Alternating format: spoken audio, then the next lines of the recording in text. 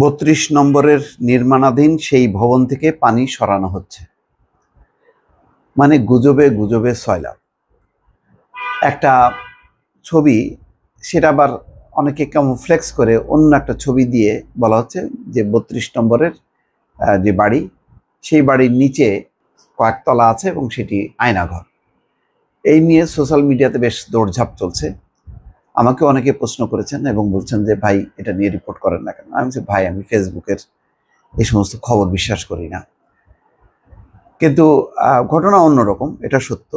সেটাকেই আয়নাঘর বলা হচ্ছে, যে গোপন ভবন আছে 32 নম্বরের নিচে। এ নিয়ে ব্যাপক বেশ রমরমা প্রচার, প্রচুর মানুষ সেগুলো আবার দেখছে, বিশ্বাস করছে, কমেন্ট করছে।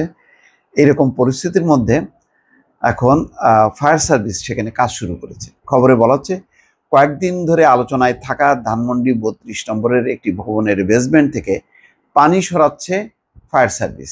রোববার সকালে পানি নিষ্কাশনের কাজ শুরু হয়েছে। গত 5ই ফেব্রুয়ারি শেখ হাসিনার অনলাইনের যে বক্তব্য দেওয়াকে কেন্দ্র করে প্রতিবাদ স্বরূপ 32 নম্বরের শেখ মুজিবুর রহমানের বাড়ি উড়িয়ে দেয় বিক্ষুব্ধ ছাত্র জনতা। বাড়ির পাশেই নির্মাণাধীন ভবনে উপস্থিত হয় বিক্ষুব্ধরা। বাড়ির পাশে যে নির্মাণাধীন একটি ভবন ছিল, সেখানে বিক্ষুব্ধরা জড়ো হয়। সেই ভবনের কয়েকতলা বেসমেন্ট দেখতে পায় তারা।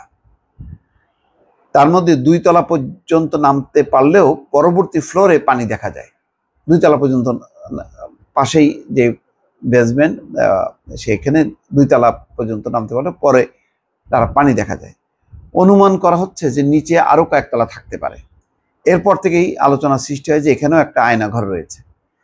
এই নিয়ে সামাজিক মাধ্যমে বিভিন্ন গুজব এবং বিভ্রান্তিকর তথ্য ছড়ানো হয়। অনেকে দাবি করেন এই পানি নিষ্কাশন করে দেখা হোক নিচে কি আছে। গত 6 ফেব্রুয়ারি থেকে এই আলোচনা সৃষ্টি হয়। অবশেষে 9 ফেব্রুয়ারি সকালে ফায়ার সার্ভিস সেই ভবনের বেসমেন্ট থেকে পানি সরানোর উদ্যোগ নেয়। তারপর দেখা যাক কি আছে।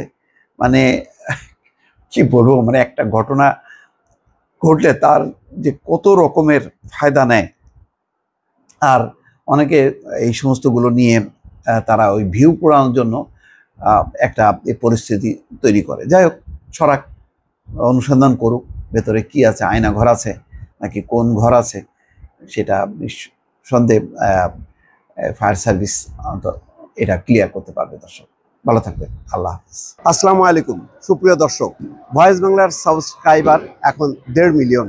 আপনাদের সহযোগিতা এবং ভালোবাসায় দিনকে দিন ভয়েস বাংলার দর্শকের সংখ্যা বাড়ছে। যারা এখনও সাবস্ক্রাইব করেননি তাদেরকে অনুরোধ করছি, সাবস্ক্রাইব করুন এবং ভয়েস বাংলার সঙ্গেই থাকুন।